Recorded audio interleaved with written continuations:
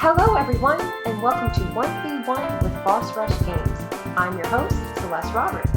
Today I have the pleasure of interviewing Dexter Babin, an organized crime enthusiast and scholar who is currently working on his master's in American history. He works at the Regional Military Museum in Houma, Louisiana as the interim executive director/curator. Hey Dexter, how are you doing tonight? Hello, Celeste. I'm very good. Thank you. I'm honored to be here tonight. So I just want to thank you for having me on. Oh, you have such a wealth of knowledge. And for everybody listening, I've known Dexter for almost 20 years now. I know. I was actually thinking about that. I'm like, man, I've known Celeste forever. And I know we're gonna talk about Zelda at one point. So I haven't played Breath of the Wild yet. It looks beautiful, but I did some reading up on it just in case we talk some Zelda. I could at least pretend to know what I'm talking about. I appreciate it. It's come a long way since 1986, for sure. Yeah. Oh yes. Well, what do you want people to know about you in one sentence? Wow, one sentence. One sentence. I'm not as interesting as I sound. Oh, God. That was quite an introduction you gave me, but I tend to ramble a little. I have a talent on making these things that shouldn't be boring very boring. Oh gosh, no!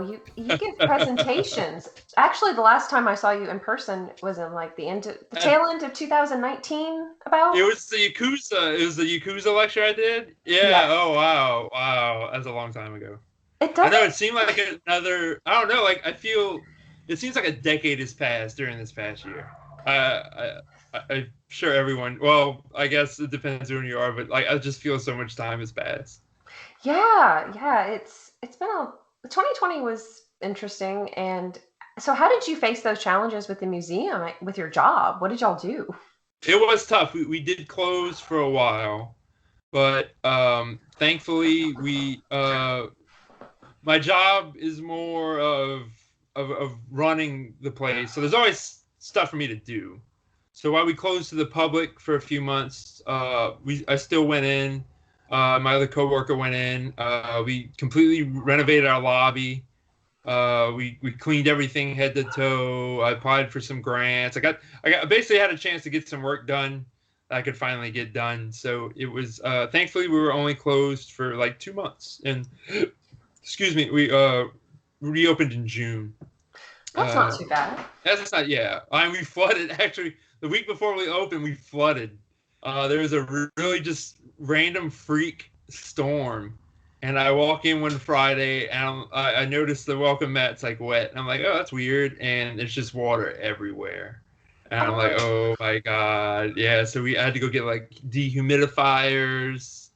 We had to clean everything because part of the museum's on lower ground. Thankfully, where most of the artifacts are at is on higher ground, and none of the artifacts got wet. But a lot of my paperwork got wet because I left boxes of paperwork on the floor, not knowing hey, it's gonna flood today. But it's South Louisiana, so that's my fault. I should just assume we're always gonna be overtaken by water at any time. Right now, I should have a life preserver on because who knows. Yeah, especially with those hurricanes last year. That was insane. Oh my God. Yeah, it's okay, we don't have a hurricane for almost a decade, and then we have every hurricane ever. And Homa's just dodging the big ones. I'm man, how long can we keep this up? Because for those unfamiliar where we're at, and I think I just gave away your location, so I don't know if I was supposed to do that. That's okay. But we're very South Louisiana. Very south. Yeah, so if it rains for a lot, everything is flooded. Now I live on a bayou, so I get nervous because the bayou sometimes overflows into my yard, and it's we've flooded once, but thankfully for now, those storms really weren't that bad over here. So your house flooded?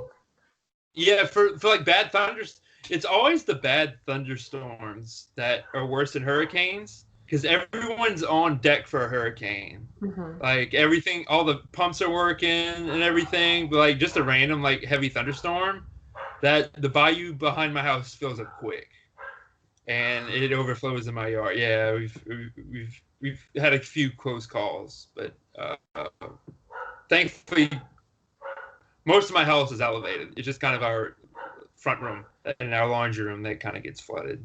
Oh my gosh. That Oh, do you think you're going to stay around here for a while, or do you see yourself I I want moving? to I want to move. And I love Louisiana history. I love Louisiana politics. I just don't like living in Louisiana. I honestly I would love to move out of state and somewhere north. Uh, if anything for the weather. Like I'm sick of the 90-degree. I in the summers here. You know, we were both in band together, and Hmm. me and you marched in like the heat all summer long, and I can't stand the heat anymore. Like I don't know how we did that back then. We were younger. Yeah, yeah. I was gonna say. I mean, but like I don't think it's just so hot now. I don't know. I think it's gotten way hotter than when we were in band camp. I think so too. Can you imagine having to march right now? No. Oh God, no. I was thinking about that. I'm like, I would not. You couldn't pay me enough to do that again. We did it for free. And we did it for fun. I wouldn't trade the experience in the world because I got to meet you. Like my best friends in high school are still my best friends. So I wouldn't trade that experience for anything. But like if someone's like, hey, I'll pay you like $5,000 to march a season again. I'd be like, nah, it's all right. It's so much work and time, and I haven't played the flute since like 2007. Really? See, I was not good at the sax in high school. So I can't imagine how bad I am right now. I did alumni band for 1 year. The year after I graduated, they started an alumni band, and they're like, "Yeah, come back and play." And I'm like, "Man, I forgot everything." It was a year, and I'm like, "Yeah, I don't know what I'm doing anymore." So I'm just like hitting the keys, pretending to play.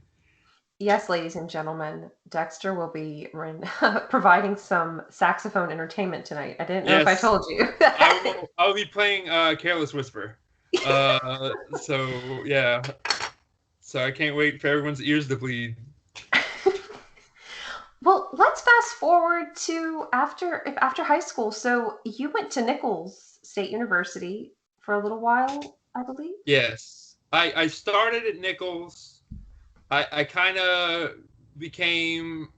I didn't know what I wanted to do, so I started at Nichols. I got a job at Blockbuster, and I'm like, you know what? I'll just do that forever. Because I love movies. I'm a huge movie buff. I love talking movies, and like you get this kind of high working at a video store because people come to you for recommendations and stuff. So you kind of get to like just like make people absorb your taste. And most of the time they'd come back and be like, I'm never taking a movie recommendation from you again because I like recommend weird stuff. Like people were freaked out. But I ended up and like math is my not my strong suit. I don't like math, so I ended up going to Fletcher Community College to take math. And then I ended up transferring to the University of New Orleans in 2010. I finished up with a history major there and a film minor, and now I'm currently pursuing my master's degree in history at the Louisiana Tech University. Are you thinking about going the PhD route? I would love to, but the job market, like, first off, there's not many history PhD onlines. I have to do it online. And there's not a lot of that right now. The pandemic may change that. So I don't want to rule that option out, but I don't know. I would love to teach college and just be a professor, but the chances of that are slim. Just the job market with that is there's too many PhDs to go around right now. So No. Well, I think you can teach with yeah, your master's, though, right? you can, but you can't get tenure. I want to be a Oh. tenured professor. I want to like be that old cottery dude that never leaves. But Well, yeah, I could teach if I was lucky enough. I could technically start adjuncting now because I have so many hours of my master's degree under my belt. So um, maybe in the near future I could maybe start teaching at Nichols or Fletcher, just an adjunct class. Yeah. So what inspired you to pursue the master's? I actually it was two things. I got a random email in like 2011 with an invite to be on Vice Television, and it was going to be about Southern culture. And they read my blog, and they wanted me to talk about organized crime. And they're like, "Well, what's your?" They basically asked me, "What's your highest education?" I'm like, "Oh, I just have my bachelor's." And they're just kind of like, "Oh, yeah, you'll be up there with like people with their PhD." So we'll get back. Eventually, they're like, "Yeah, we'll get back to you." And I never heard anything ever again. So I'm like, man, that's just kind of like a roadblock. That always like kind of simmered in me. I'm like, maybe I should get my master's, maybe not. I didn't think I was smart enough to get my master's. Oh. And then my wife started her master's degree, and I made her take a history course just so I could like take it for fun. I'm like, I'll do your history, take Civil War history. And I ended up doing really good in the course. So that summer I applied to LA Tech and I got in, and I've been going for it ever since. Wow. When are you scheduled to finish? It should be. I have to decide if I'm doing a thesis or not. So I should have like a year and a half left. You think you're gonna do it? You're gonna do it? I want to do it. Here's the thing. My original advisor was like, "Yeah, don't do a thesis. You don't have to do that." And I'm like, "Yeah, but like I kind of want to." So like he retired or he got another job. So I'm thinking of speaking to my new advisor and doing a thesis because I would really love to do a thesis. Do you have an idea in mind? I would be New Orleans organized crime, right about what you know. So it'd be Oh, something to do with that. Yeah. that would be awesome. So, what do you do for a living? I did say that you work at the Regional Military Museum in Houma, Yeah. Louisiana. Would you like to elaborate on that? I I I want to quote casino. I'm gonna paraphrase casino. I'm not. I serve in the day to day. I serve at the pleasure of the board on a day to day basis. I'm not the boss. I kind of oversee the day to day activities. And yeah, that I mean I not to sound like this, but like I do everything. I kind of wear a lot of different hats over there. So it runs from historical work and curating to archiving and kind of registering artifacts to like paperwork and just bureaucratic, just the kind of everydayness of running an organization. That's a lot of work. It is. I love it. It's fun. I'm extremely lucky to be where I'm at. So I'm incredibly grateful for my job, and it's you meet a lot of cool people, and it's a really nice place to work. How did you find out about it, the job, when you I first was joined it? actually working. I didn't even know there was a job open. You say that again? I'm sorry. Oh, it's okay. How did you even, I mean, you knew about the museum, but how did you even find out that you could work there, that there was a job available several years ago?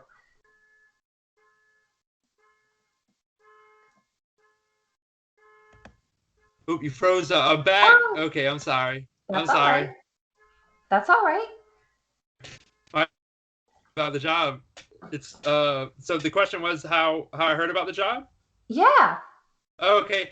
I didn't even know there was a job opening. I was working for a local television studio and I interviewed one of my ex-bosses and I was just told him I was interested in volunteering and he kind of handed me a job application.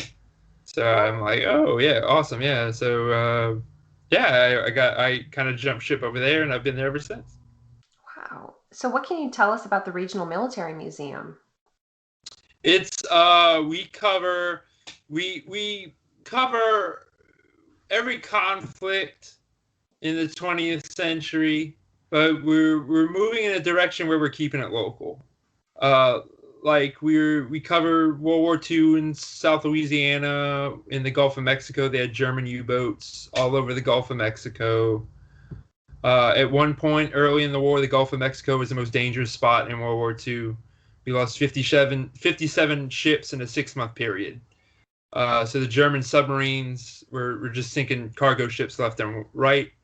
Right now, I'm working on displays having to do with the Revolutionary War in South Louisiana, the War of 1812 in South Louisiana, and the Civil War in South Louisiana. So we're going to kind of keep that part local. We have a lot of interesting artifacts. We have a Huey helicopter hanging from our ceiling that was flown in Vietnam. We have an F-4 Phantom across the street. We have tons of Jeeps. And weapons from World War II. So we have a very good collection for being such a small museum. And you can help. I know this because my grandmother actually sought your services to learn more about her uncle who died in World War II. You guys can help people learn more about their relatives who served. Yes, yeah, we're very happy to do that. It's always easier. If anyone's interested, you could download what's called an SF-180, a standard Form 180 from the National Archive. And all you have to do is kind of fill out the person's information you're looking for, and you mail that off. It's a painful process because it's the government, and it's going to take forever, but they will get back to you. But yeah, I have to navigate, even like in my research I do for fun, I have to navigate the federal government. So I don't mind helping people do that because it can be kind of tedious at times. Oh, I love the Regional Military Museum. Remember I interviewed you in 2013 or so? I remember that. Yeah. Is that when we took those pictures? Yes. Yes. I do remember. That was a long time ago. Yeah. I know, 8 years ago. That was so much fun. I loved learning about the museum. And I'm really happy that we have that. It's a little local treasure. It is. You need to come back. A lot has changed since the last time you've been there. You need to come back. Well, when is the museum open? We are open 10 to 4 Monday through Fridays and 10 to 2 on Saturdays. Very nice, very nice.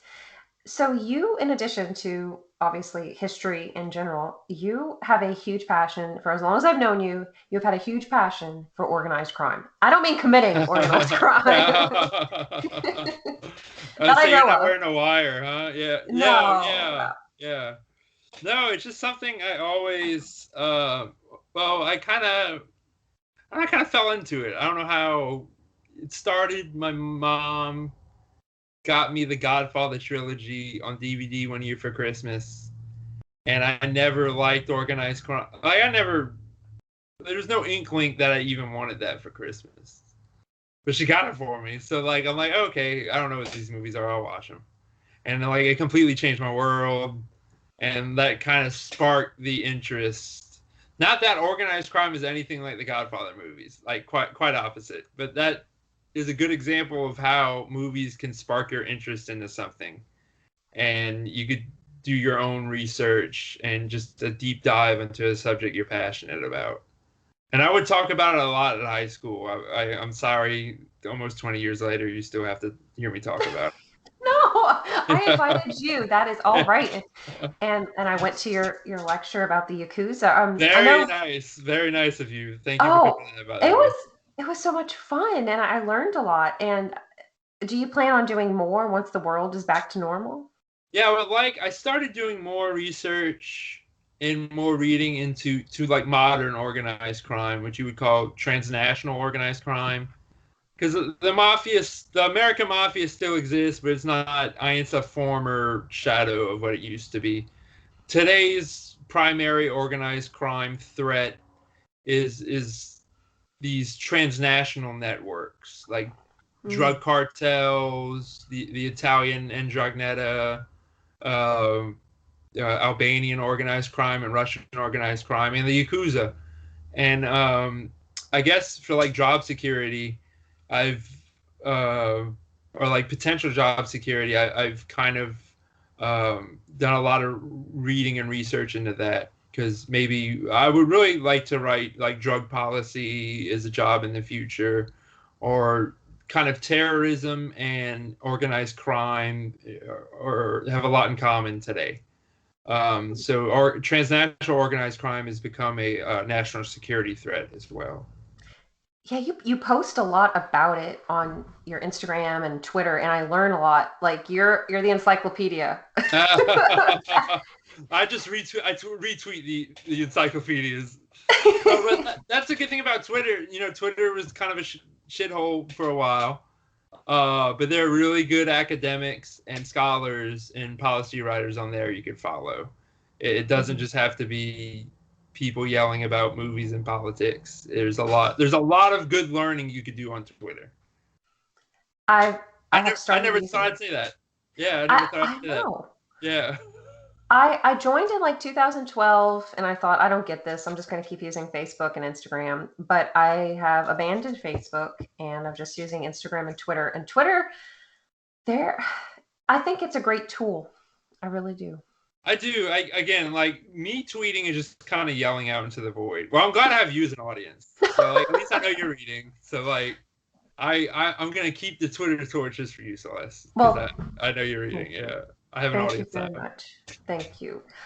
Well, this is going to be kind of like an explain like I'm five situation. So what exactly is organized crime? That is an insanely good question because there's no good definition. Hmm. There, everyone there's like a government definition, but you could argue me and you going to rob a bank is some way organized crime. Mm-hmm. I say usually they're involved, but today's transnational organized crime syndicates, their structure is very fluid. It's not like this tight top-down hierarchy we've grown used to of American organized crime, the American Mafia. But it's very fluid. It's more like a straight line across, and it needs to adapt whenever it can. And that's where I feel law enforcement is behind. Law enforcement just automatically assumes every organized crime organization is this top-down hierarchy when it's not. And but yeah, I mean, there's very motorcycle cartels. And organized crime is essentially a group of people committing acts that is organized in some fashion. Yeah, it's not just well, okay, is a serial killer considered?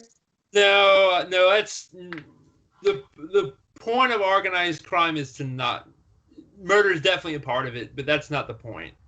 The point is to make the most amount of money in the least amount of effort. But I get it. But you end up working really hard. Like it's a hard job.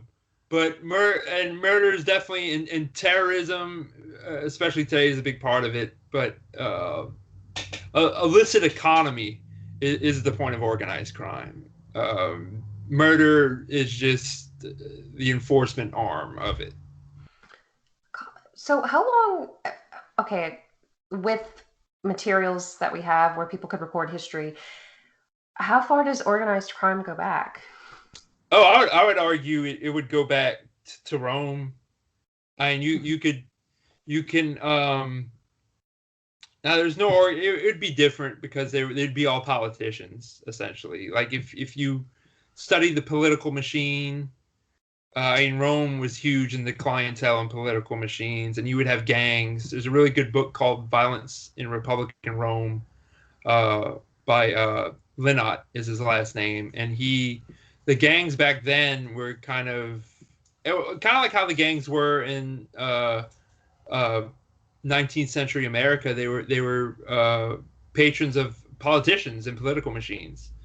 And in the late Republic, you would have these gangs that would essentially guard politicians and harass and even sometimes kill other politicians and their supporters. So yeah, and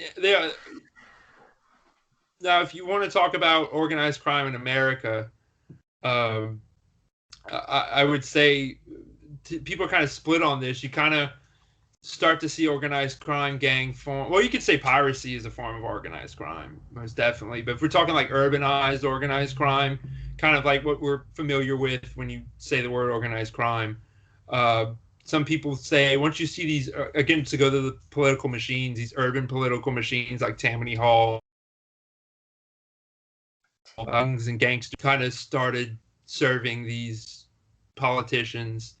Or a lot of, I've read some really good scholars saying gangsterism was brought over by Chinese immigrants in the 19th century. And these Tong gangs kind of influenced American gangs, and we didn't even realize it. What? Yeah, yeah. So so to answer your question, it's been, I'm sure in one form or another, organized crime has been around since civilization. Wow. So, what's the psychology behind organized crime? Have people really touched on that? Yes, and it depends what you're talking about. In Italy today, it's very family based, especially with the Ndrangheta. You have entire clans of families kind of involved in this. With gangs, it's like a lack of a family thing. Like you join these gangs to substitute some part of that in your life. Um, uh, in other parts, it's immigrants with kind of no other avenue uh, besides crime and organized crime. So it really depends on who you're talking about and where. But like in Japan, it's weird. Japan is not to insult any Japanese. I love Japanese culture and I love the history of Japan, but organized crime over there is like part of society. They expect it, and they're until most recently their strategy has not been to like eliminate it like over here, but rather just like control it. And like gangsters over there wear lapel pins. They hold press conferences. So it's very do any reading about the Yakuza, and it's odd but fascinating. It's alien to us, but not to them. But it's different over there. I remember from your lecture, you were explaining how the Yakuza, they actually give back to the communities. Yeah, And they're not dumb. They realize that good PR goes a long way. And during the last major earthquake they had in Japan, you had Yakuza members handing out supplies and blankets and diapers.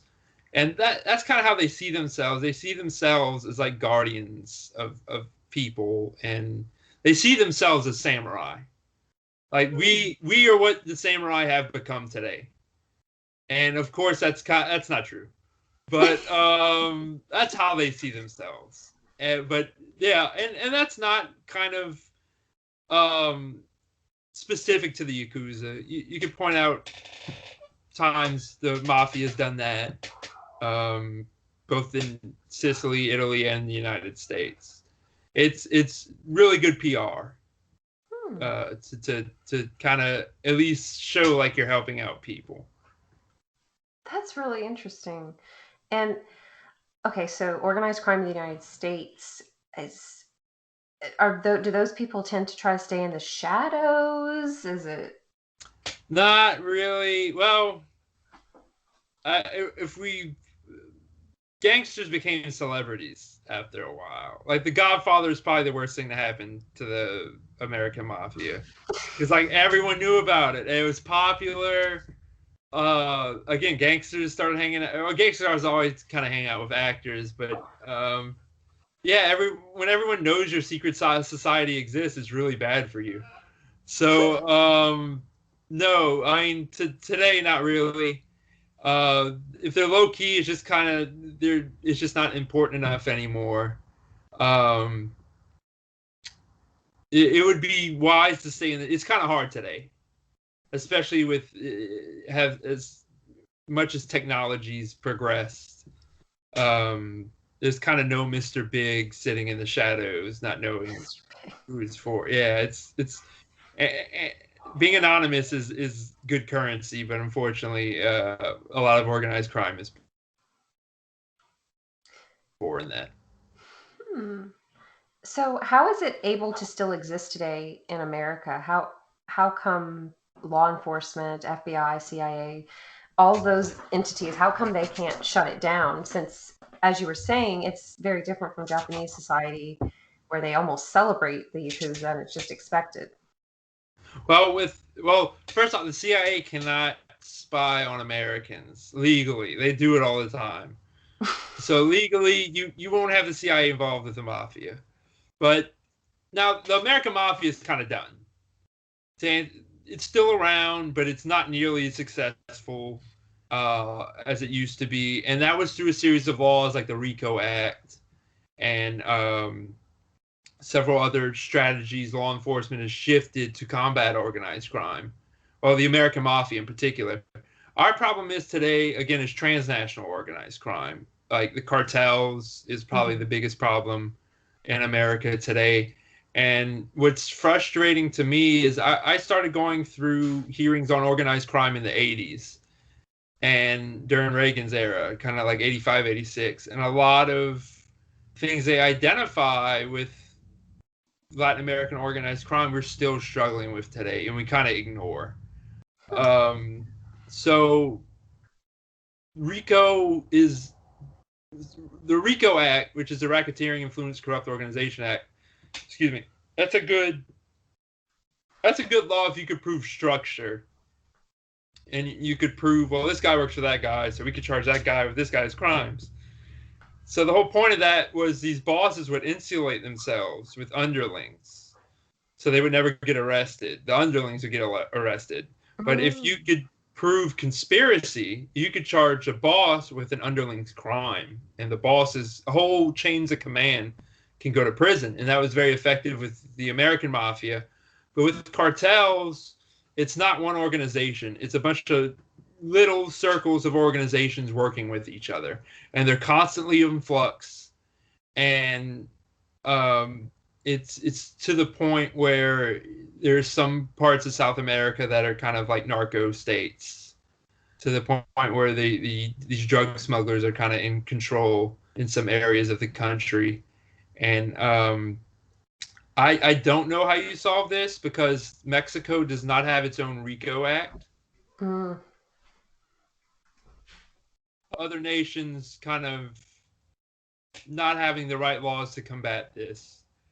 Like Japan just introduced plea bargaining like 10 years ago. So before that, you never had anyone really testify because there was no point in it. There's no plea bargaining.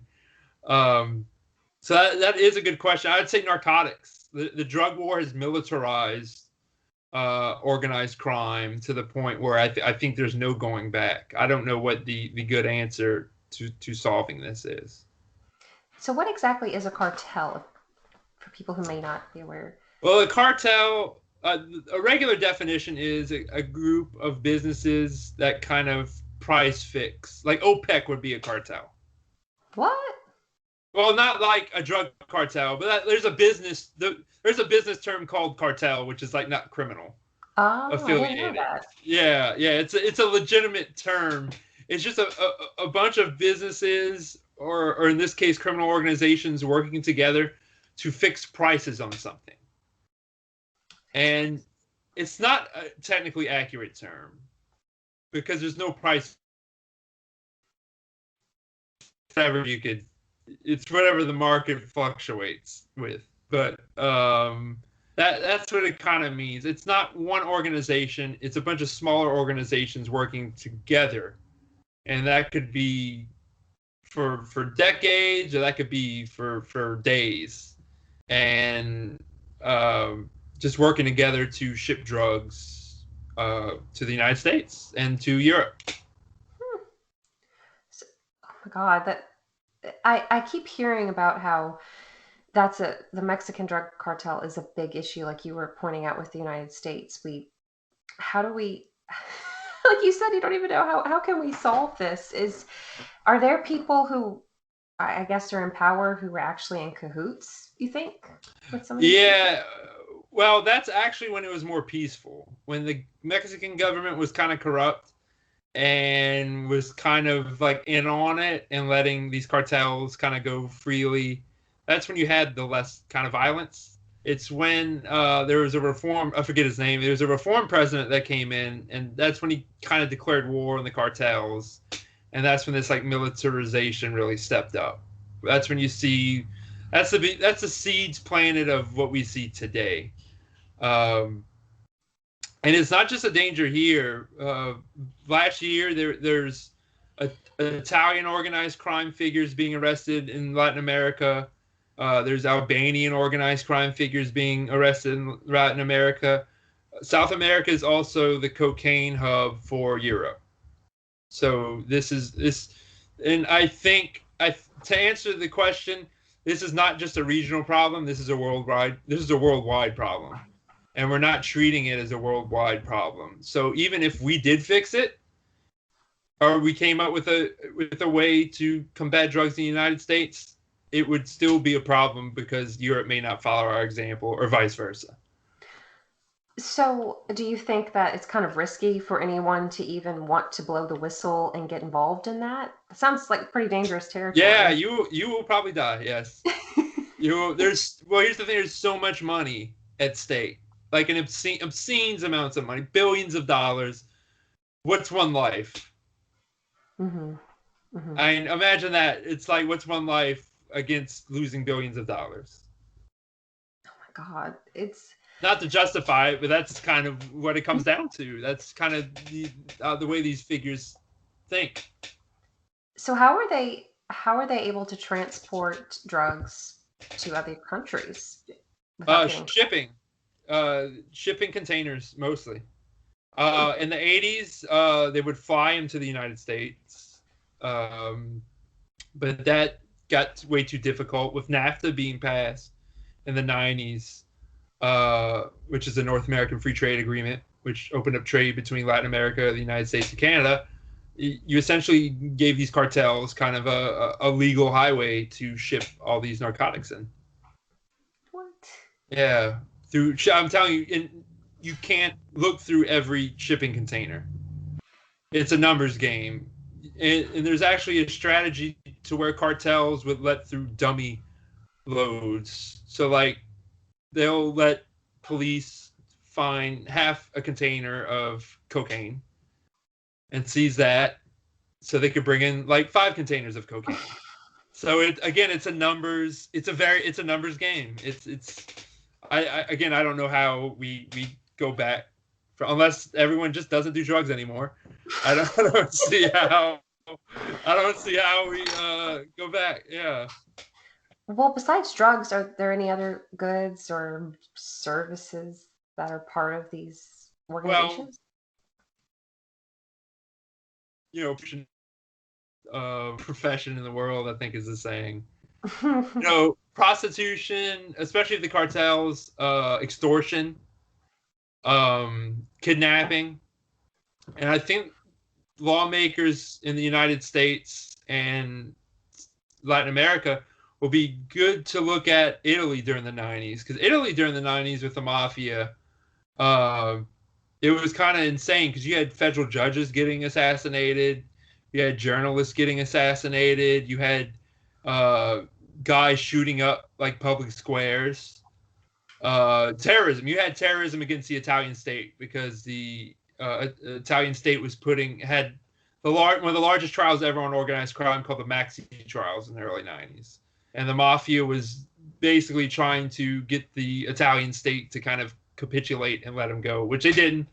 Even though like 2 judges on the case, the most famous is Giovanni Falcone, uh, who was murdered. Him and his wife and 2 policemen were murdered in a car bomb. But the you need to revitalize people's trust in the state, in the government, and that's what Italy did, and I think that's what South America or Latin America needs to do. But to answer your question, other services, to tobacco smuggling, huge in Europe. Huge. And frankly, if you're going to do something, don't smuggle drugs because you will get caught and you will go to jail forever. If you get caught smuggling tobacco, it's a fine. It's basically a fine, and you're still making millions of dollars. Why tobacco? It's just some parts of Europe don't allow tobacco from certain areas in, and you do that, and people are gonna, or you bring in tax-free tobacco. If the taxes are so high, you bring in tobacco illegally, and you sell it illegally without paying taxes to the government. Now, okay, so this question I have, I don't even know if you have an answer to it, but I would love your perspective. If I think Oregon, Portland is allowing hard drug use. Didn't they recently just pass that law? Well, they decriminalized it. It didn't legalize hard drugs. Well, you can't go to the store and buy like heroin, but you won't do hard time for doing heroin anymore. It is my understanding of the law. Okay. And this kind of balkanization of laws is two things. There's balkanization of laws within the United States. Drugs are legal somewhere, and drugs are legal, like marijuana. That's not helping things because marijuana is still illegal in most of the country. So even if all the United States legalize drugs, let's say every drug's legalized, you do what you want. Well, Europe's not going to do that. So these criminal organizations will just sell to Europe. Mm-hmm. And even though marijuana is legalized, you still have a healthy, illegal marijuana trade in those areas of the country. Cartels are growing marijuana in our national parks. That's a huge problem. Oh my God. Yeah, they're growing marijuana in our national parks and harvesting marijuana already in the United States, so they don't have to bring it across. So that's a big problem. And gun walking is a big problem because no one's in Mexico, like Mexico City. I don't think you could buy a gun, but no one's watching the U.S. Mexico border with people from the United States going to Mexico. Everyone's watching the Mexican border from Mexico to the United States. So no one's really paying attention to all this flow of weapons going from the United States to Mexico. Because the border security is on the other end because they assume people are bringing drugs across. But there's huge amounts of weapons going across the border into Mexico. Oh my God. Yeah. So that's another problem we've kind of yet to tackle, even begin to tackle is the flow of illegal weapons to South America. If the United States or any country would say, hey, you know what, we're going to decriminalize the use of drugs, and hell, we'll take it a step further and just make it legal to make and sell these drugs, do you think would that just pretty much shut down a lot of organized crime? I don't think so. I think you have these organizations that exist. They're just not going to be like, well, shit, let's go home, or let's do this legally. I don't think I'm not for across the board drug legal. I know you're just using it as an example, but like we shouldn't be able to go to Walmart and buy heroin or cocaine. I'm for decriminalization because I don't think addicts need help. They don't need to go to jail for decades at a time. They'll continue their illegal, or they'll just find something else illegal to deal in. Interesting. I was wondering that because I was talking with one of my friends who's okay, like with human trafficking. Is that part of organized? That's part of organized crime. Oh, that's a big problem. Yeah, that's actually the most, I think, tragic and heartbreaking of the problem is human smuggling, especially if it's like for prostitution and kind of coarse sexual human smuggling. It's rough to read about, and it's rough to hear some of those stories. I was wondering whether I think in Vegas prostitution is legal. So I was talking to my friend and I said, hey, maybe if they would legalize prostitution, human trafficking would go down. And she said, well, there's a dark side to that because then abuse could still happen. Yeah. Oh, yeah. Yeah. If you're a consenting sex worker who wants to do this, I don't think you should go to jail. But I agree with your friend. I think there's too much coercion and sex slavery going on. Even if you would legalize it, I think still within those legal avenues, you would have people against their will Mm-hmm. doing this because and it's not like Taken. That's kind of that's the point of reference a lot of people have. It's not like Taken. It's way more tragic and dirty than that. Yeah. Oh gosh. So, okay, do you have any disturbing facts or statistics that you would like to share? Like, hey, I just wanted to let you guys know there's a really good chance your neighbor could traffic you or No. something crazy like that. No. I wish I don't have any interesting. I'm trying to think if I have anything. No. I wish I had some. No. Your neighbor might be selling drugs. That doesn't make him a cartel boss. Hmm. Um, but no, no. I'm sorry. I fell flat there. I don't have any No, interest in this. no, that's okay. That's all right. It's just I hear that like human trafficking is way more common than we realize. Oh yes, yeah. It's happening beneath our noses, and we're not even aware of it. Like New Orleans has a huge, is a huge hub for that, and it's just not even. We're not even aware of the problem.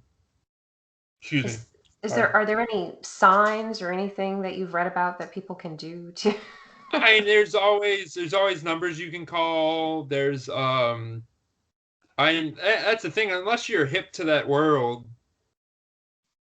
you really won't know what to look for. Mhm. Because unfortunately, the people who know what to look for want that. Mhm. They want prostitutes, and they don't care if they want to have sex or not. So, like, I wouldn't know where to go. Like if Mhm. someone said, "Hey, find us some illegal sex slaves. We'll help save them," I had no. I would say maybe I guess the French Quarter, somewhere in there. Um, but yeah, I think we're way more worried about drugs from a national security standpoint than sex trafficking. And that's not that drugs can cause issues, but I would think that people's freedom and their dignity, their safety Oh is. yes, yeah, and it's big among migrants and immigrants especially. But the I guess the strategy is drugs is a moneymaker right now. Mm. So if you can cut off the money at the source, it would hamper the organization somewhat. But again, there's no good. You cut off one head of the Hydra, five grow back, and Oh, that's yeah. There's kind of we've yet to come up with a good strategy to tackle transnational organized crime, especially the cartels. I wonder if it's just going to be one of those perpetual issues. I think it for the immediate future. I think it will. We'll see. I'm interested to see how the new administration does that because Obama was kind of the first president to kind of recognize transnational organized crime as a threat Mm. and freeze assets of five organized crime groups. Which I wonder if I can remember them all: the Zetas cartel, the Camorra, which is an organized crime, which is an Italian organized crime group, very disorganized though. The Yakuza, um, some Russian organized crime group, and some Albanian organized crime group. The Brothers Circle. Um, so I would be Trump kind of ignored European transnational organized crime and really focused on not even cartels. It was MS-13 was his big kind of group he went after, but I wouldn't even call they were a transnational gang and they're very violent and they're very dangerous, but they're not good at what they do. And man, I hope no one listens. Oh, I might be killed by an MS-13 member now. Like a lot of members do drugs, and whenever some like a leader in MS-13 would like try to organize them, it's like let's deal the drugs instead of doing them. He would like get killed. So like they are dangerous. They are a threat. I'm not trying to downplay the threat at all. But the Trump administration would be to label them terrorists, which scholars are split on the advantages of doing that, because you can definitely label organized crime as terrorists from a definition standpoint, because like extortion is terroristic, and murder, a lot of murders are public murders to send messages, so that's terroristic. But what legal advantages does labeling a organized crime group a terrorist organization give you? And I've heard a lot of pro arguments, and I've heard a lot of anti arguments, and I've heard good retorts from both sides. I can see both sides of the fence. I think the problem is with our justice system, and we need to really refine these laws, or make these laws more fluent, to where you don't have this debate. You just do it. That's interesting. I didn't realize that they were starting to recognize transnational organized crime. Oh yeah, it kind of took a backseat to terrorism, of course, after 9/11, Mm-hmm. but it's becoming now a worldwide threat, to the point where it has threatened national security. So we need to respond to it and such. Wow. Well, you mentioned Taken, and that brings me to something I know a lot of people are very curious about. So, based on what you know about organized crime and from the movies and the video games that you've seen, how do those portrayals rub you? Like, do you think they do a great job? Do you think they're exaggerated? Are there a lot of Yeah. fallacies? 99.9% of movies it could be great movies, but do a bad job of portraying organized crime. And I pick on The Godfather, because The Godfather's at fault, because nothing in The Godfather works like that in real life. And I would say Scorsese's movies, like Goodfellas and Casino, they're not accurate to what exactly happened, but they are authentic to what happens. So if you want to look at a very authentic portrayal of organized crime, I would say Goodfellas and Casino, because you get the kind of racketeering lifestyle with that. With video games, I'm glad you brought this up. I haven't played Mafia 3, but and people hate on Mafia 3. For like, everyone just shits on this game, but I'm like, I was interested because it takes place in New Orleans, like in the 70s, and the main bad guy boss is obviously a Carlos Marcello, who was a mob boss in New Orleans. He's kind of a stand-in for him, a very poor one. Sal Marcano, I think, is the guy's name, and that's not accurate at all to New Orleans, how the New Orleans underworld was.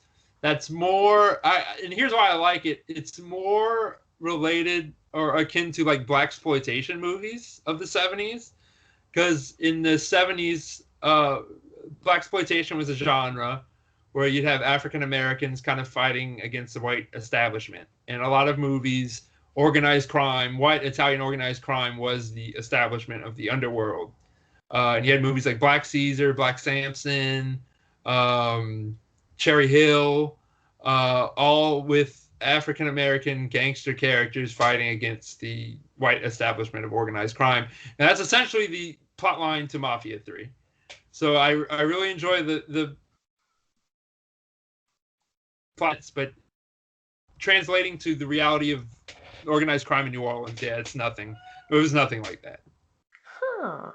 Have you played any of the Yakuza games? No, I want to. No, have you? I haven't. I see people tweet about them, like the one. I think it looks good. It looks like GTA, but with like Yakuza. But I hear good things about it. I hear really good things. I want to play it. I get not this important, but I just don't have the time. No, I understand. So are you familiar with the Red Dead Redemption series, the Wild West games? I am. Yeah, I would love to. I also like Frontier history, spaghetti westerns. I love westerns, so I would love to play Red Dead. But I hear like, I'm like, I don't want to chop wood. I just want to shoot everybody. and like you Oh, have to like stop and like eat, and I'm like, yeah, like I could do that in a video game. it's I was wondering if something like that counts as organized crime, like those Wild West gangs. Yeah, I would say again, you could tweak this definition you want, almost, as long as you have a rational reasoning behind it. Yeah, I would say like gangs, robber gangs of the old west. Yeah, I would say that's organized crime. It kind of a base form. Yeah. Hmm. Interesting. 'Cause you could say Harriet Tubman was a human smuggler. No, I'm dead serious. Well, She did it for good. She did it for very good reasons, but she did it against the law in the South, and she worked with a network of not criminal. Well, to the South they were criminals, but and she did it for very good reasons. But she was a human smuggler. But she just did it again. I'm not trying to say anything bad about Harriet Tubman, but just that kind of network of getting people out. It would be interesting. I think it'd be interesting if someone wrote about slave smuggling, it's human smuggling of slaves out of the slave South into in the North. I think that'd be a very interesting topic for a paper. well, you should write it. I should write it. No, I don't know. I don't know how well received it would be. But it's interesting because it's one of those technicalities. Like technically, at this time, this was considered illegal. So this is why. Yeah. If you look at it from the South, I'm sure they saw her as a criminal. Yeah. Yeah. As this was, or they didn't have that term back then, but that would have been organized crime in their eyes, probably. This is interesting. This is fascinating. Oh no, I feel like I'm rambling. I'm not born yet. No, no, not at all. And I'm glad you mentioned Mafia 3 and Carlos Marcello because you and I live in Louisiana and I'm assuming you go to New Orleans sometimes too. And okay, I need to know more about Carlos Marcello. Like I know there's probably hours worth of information you could go on, but I would love to know more about that because you also said Louisiana politics is a passion of yours. Oh, say that last part again. I'm sorry. You said Louisiana politics is a passion of yeah. yours as well. And I don't know how many listeners are aware of Louisiana. New Orleans without studying politics. Because at most of the early 20th century, any kind of organized crime that existed was kind of below the political machine. And before Huey Long, you had two democratic political machines that kind of worked together. And then Huey Long came and kind of destroyed it all.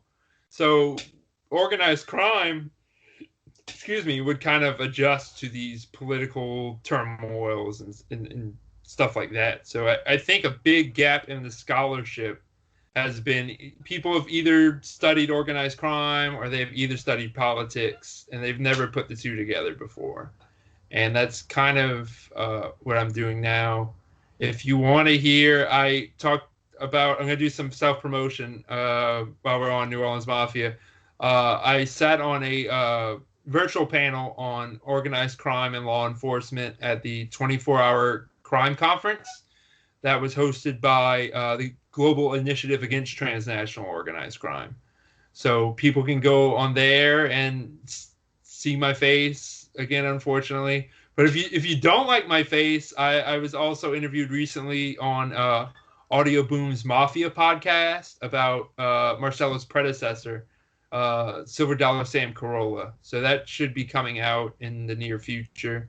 And I don't know how much they'll use of me. But that's something else you could hear my annoying voice too. But if you want to walk away with something about Marcello, and this is where a lot of my original research has come in, the New Orleans Mafia was not structured like any other mafia organization in the country. It was way disorganized. It was not this, again, thanks to the Godfather, we're kind of used to a boss, an underboss, a capo regime, and a soldier. I argue that the Mafia New Orleans was not structured like that, and it service that they approached combating organized crime in New Orleans like that, because it took them decades to finally put away Marcello in jail. Huh. Well, what kind of crimes was he known for? Oh, gambling was a big one. Gambling, money laundering, a lot of gambling. Of course, it being drugs, narcotics, kind of your run-of-the-mill stuff. But of course, it being New Orleans, gambling was everywhere. There was so much gambling in Jefferson Parish, they called it the Free State of Jefferson, because gambling was just kind of out in the open, and the cops didn't care. Interesting. So, what was, from what you've researched, what was the climate like during Carlos Marcello's era? Not just with organized crime, but life in New Orleans. Well, he was boss from 1947 to the early to mid 80s. Mm-hmm. So he had a very long run. But I will say very politically connected, especially with Earl Long. Kind of gambling was not interrupted. He never had, until it was legalized in the 90s. There was kind of one reform mayor in New Orleans that really cracked down on gambling, and after that, Earl Long was put back in office. So, everyone kind of went back to doing their own thing. But again, very corrupt, and very racist, very just out in the open crime. And as long as you knew the right people, you can get away with it. Huh.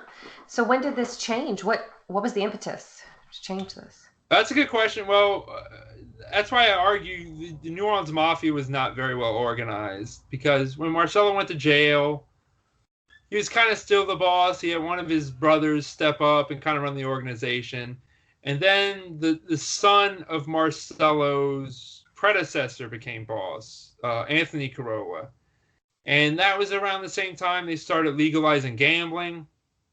So they wanted to establish a skim off of video poker. And they got the Genovese family from New York involved. And that was kind of their downfall, because it ended up being this huge sting that took all the New Orleans Mafia down. And there's no New Orleans Mafia anymore, because they were all old guys in the 90s. So after they all went to jail, they either died in jail or got out and died, or their sons went to jail and got out, and they're kind of involved in organized crime. But I would argue there's no organization there anymore. It was just a different time. That era was over, where politics wasn't as corrupt. You really couldn't do things out in the open anymore. Gambling was becoming legalized, so you couldn't make all this money off of illegal gambling anymore, because people would just go to casinos now. I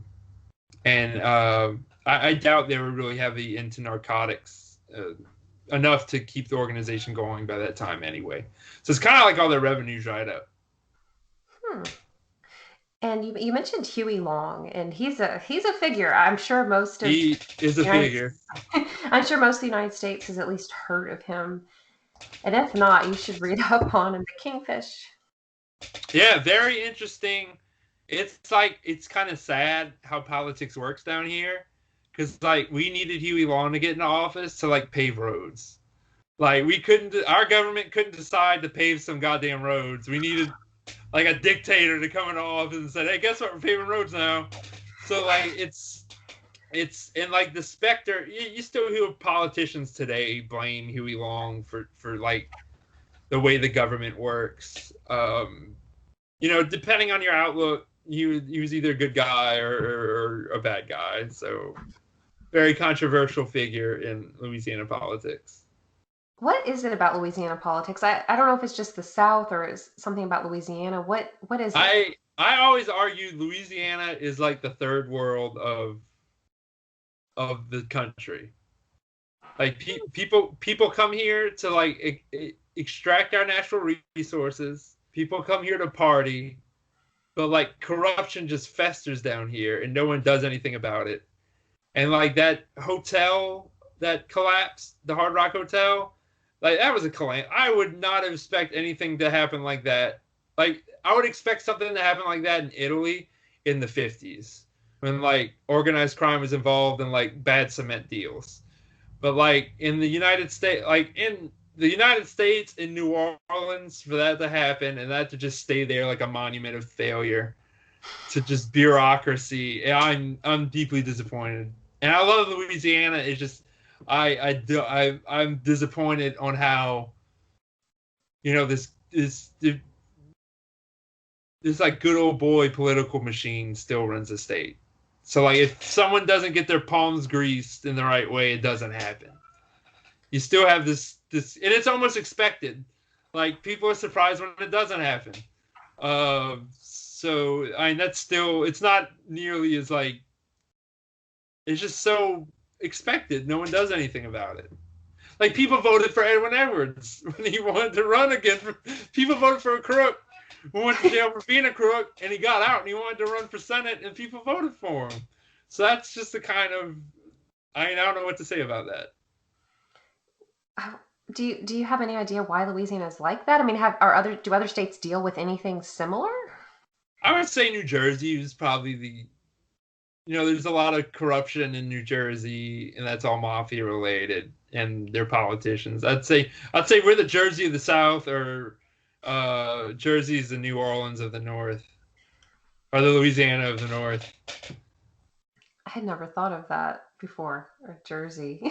Yeah, but I don't know. Jersey's a little nicer, I think. I don't know. I don't want to insult people from Louisiana and or Jersey. I feel like you're gonna get a lot of hate mail. I mean,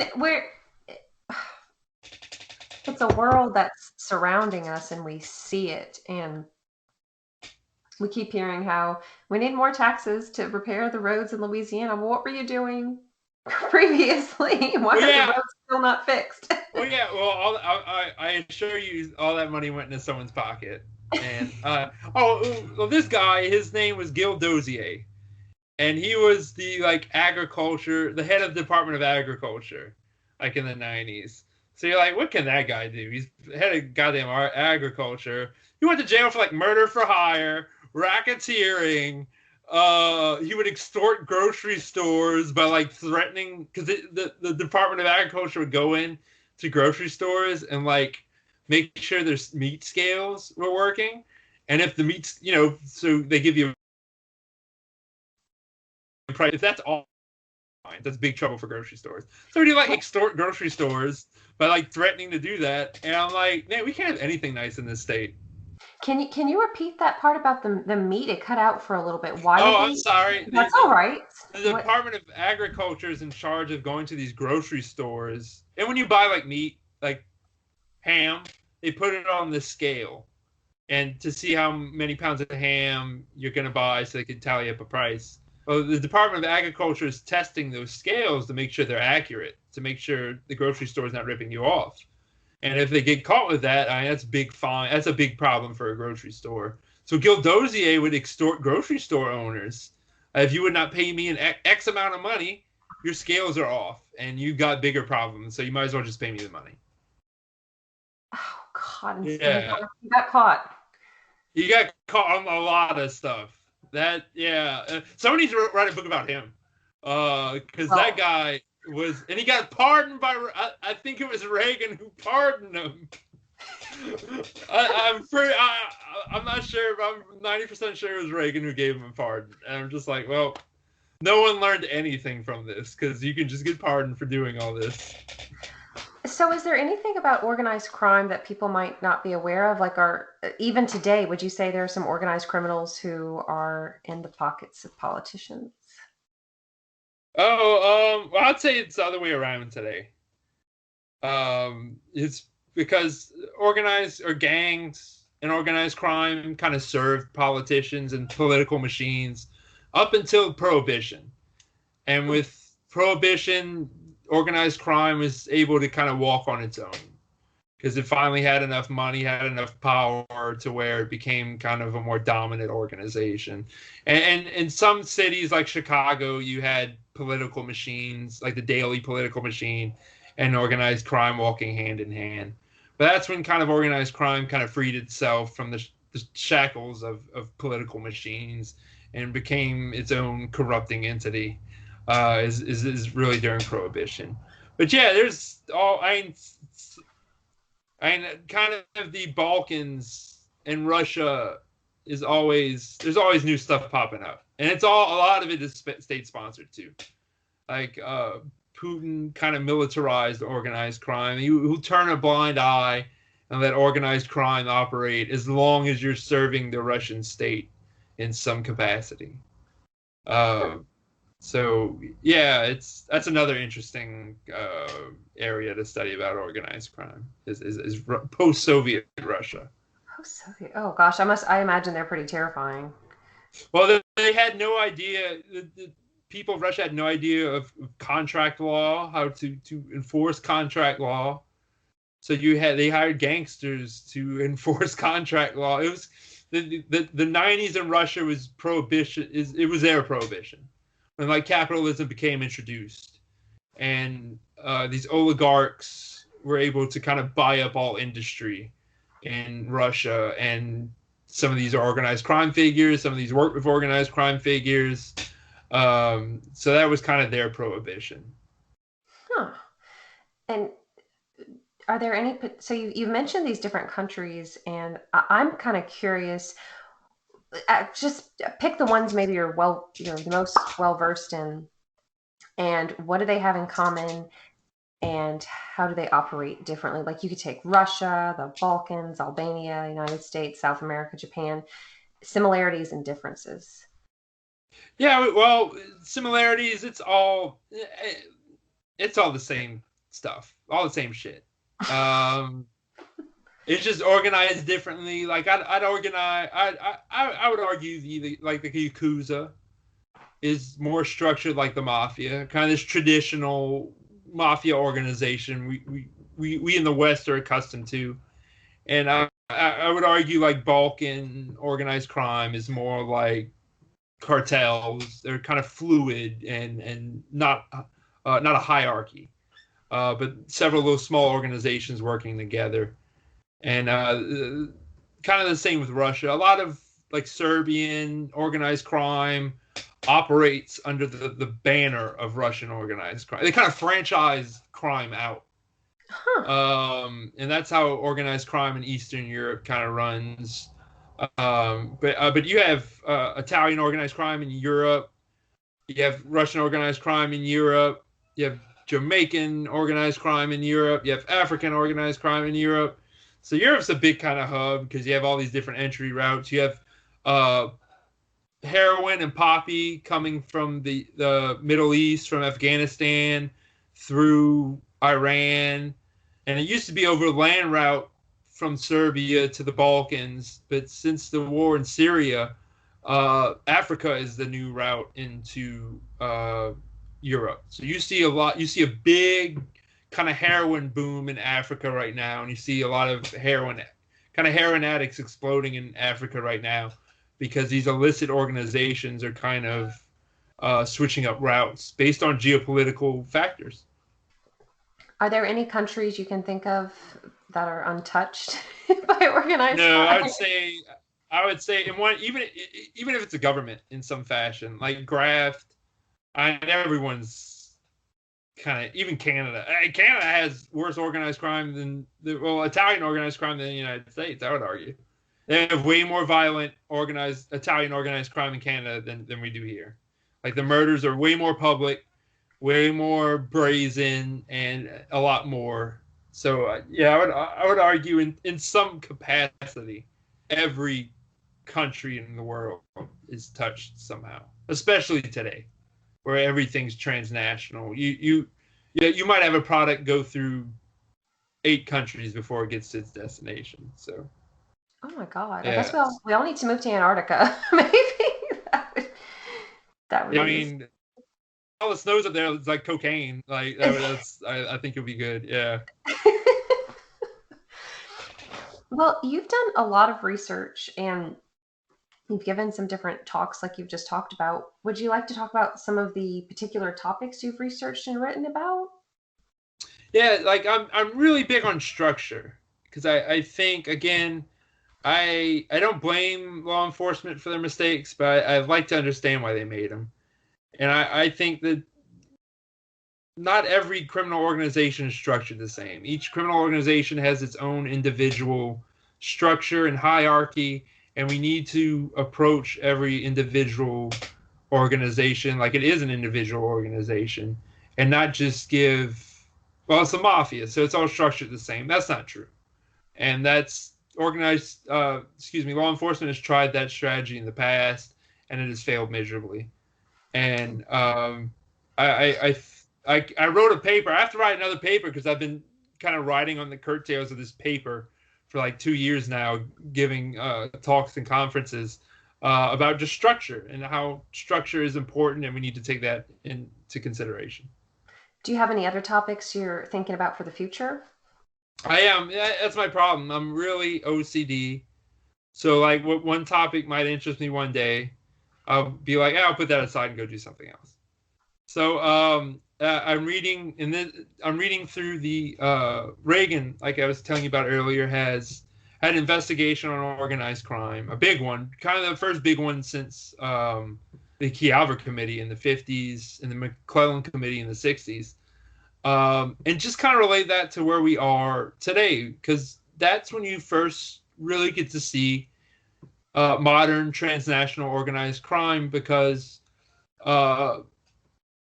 and it also has to do with what drugs are in demand at that time. So in the 70s, heroin was big. Mm-hmm. So you saw heroin brought in by the mafia through the French connection and through the pizza connection. So essentially, American mafia and the Italian mafia and the French Corsican organized crime group were all working together to bring in heroin from the Middle East into the United States. Well, after the 70s, no one's really doing heroin anymore. Everyone's doing cocaine. So all the cocaine's in South America. So you have the Medellin cartel. That's when you have Pablo Escobar bringing in cocaine. And then, but here's the thing, and like race and class really get into this too, because cocaine's a rich person's drug. You can't be a poor person and buy cocaine. So like someone's like, hey, let's make crack. So crack developed as you don't snort crack. It's like you smoke it.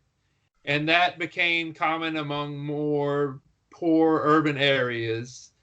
And that democratized the drug trade, because you couldn't, if you wanted to sell heroin, you kind of had to be brought into that. You had to be brought into that. If you wanted to sell crack, all you had to do was buy some cocaine and then make some crack. And then you outbreak of gang violence in the 80s, because there was much more freedom in to distribute and make crack, and you had all these little all these organizations stepping on each other's toes, and they were killing each other. And that's when you see this big boom in violence, and that's when you see a lot of racist laws passed towards people who would do cocaine would get lighter sentence than people who would do crack.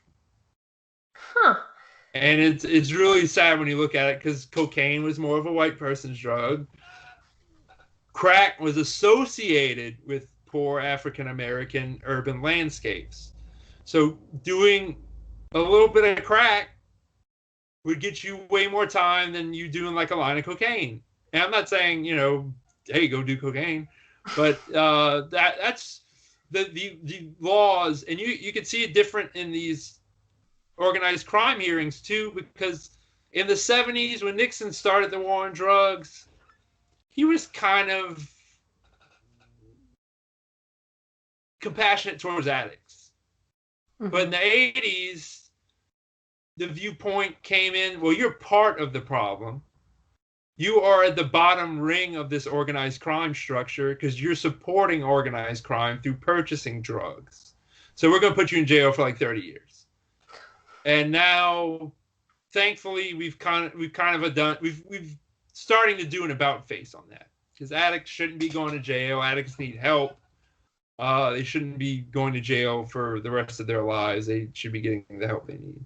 So that's kind of what I'm doing in one portion. And the other is like the longs. I kind of want to study organized crime in Louisiana along with the political machines in Louisiana as well.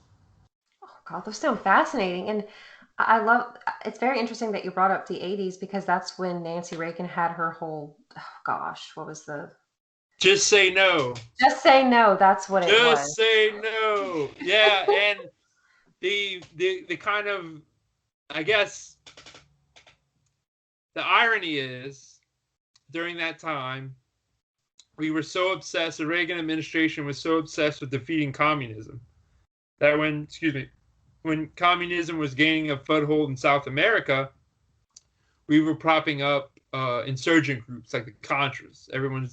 The Iran-Contra affair is the most famous.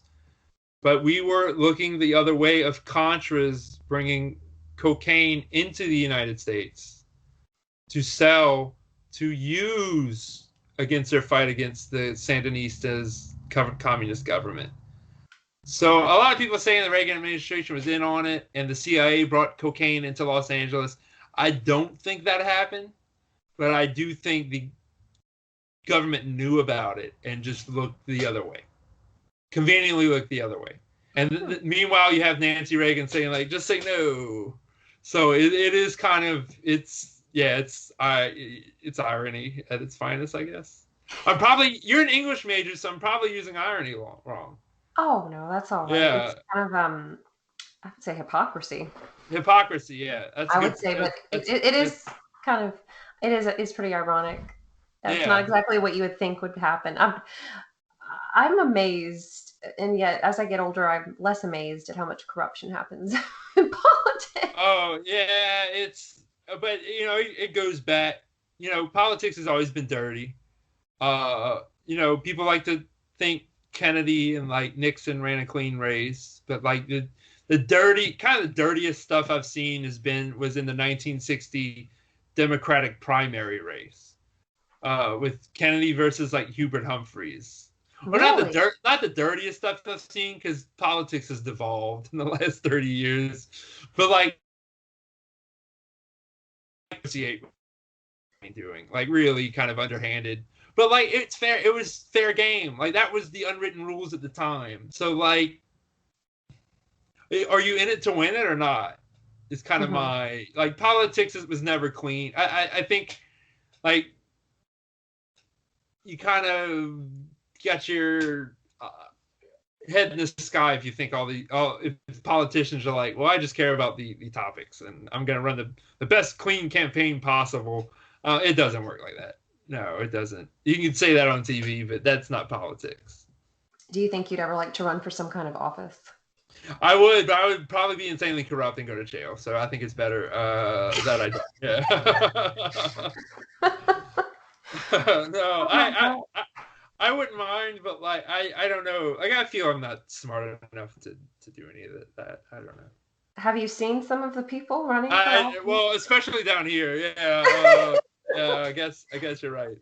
Oh gosh. That's another thing I feel you have to be brought into, especially down here.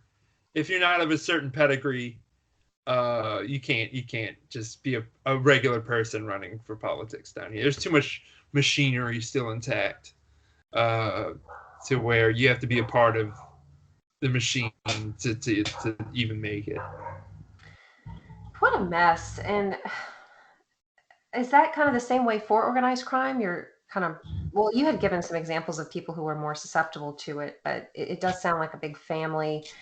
It's in your area. I don't know if just anybody hey, I'd like to join organized crime. Like on The Sims, that was one of the options. No, and it's different.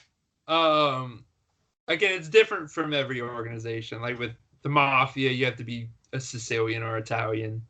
The Yakuza have offices, so you can just go into like every Yakuza gang has a corporate office. So that's another weird thing that you just go join, and it's like I couldn't get into any gang. Like, I couldn't go, hello, sir, I'd like to join your gang. So, like, I think at every level, there's familiarity. You have to kind of prove your worth in some fashion. I think I would last 2 seconds in any kind of criminal underworld organization. Like an initiation. Because I'm not a very tough person, and I don't like getting hit. So, like, I would give up any information. And, like, the first, like, threat of violence, I'd be like, okay, what would you like to know? I'll tell you. So, I'll tell you everything. yeah. So, no, it's just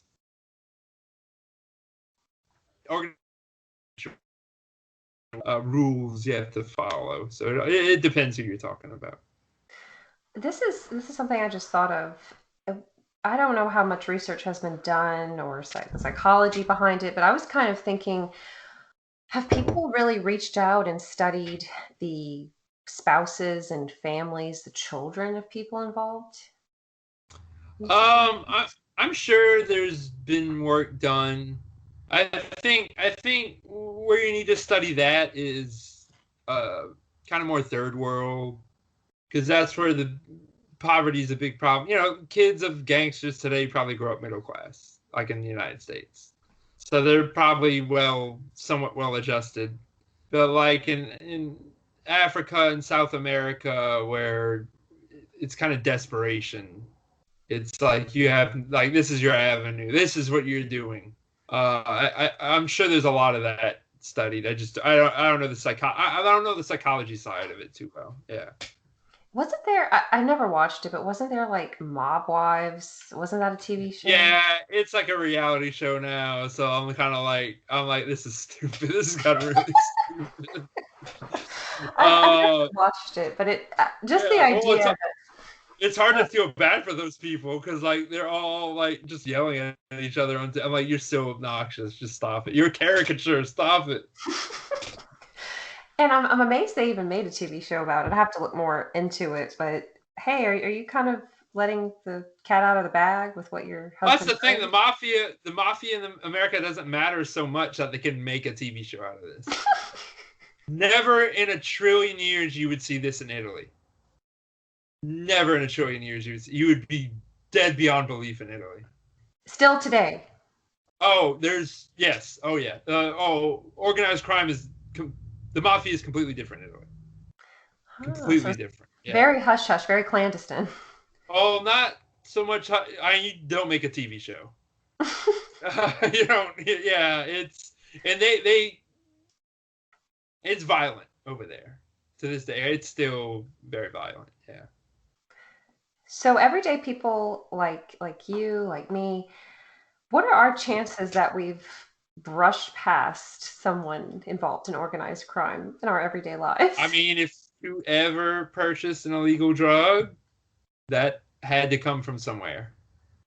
So if I went and bought cocaine, again, I don't do cocaine, but chances are that, if you play 6 Degrees, that drug probably started in South America, and that was brought by someone working for the cartel in here and was given someone that deals drugs over here, and it ends up in your nose.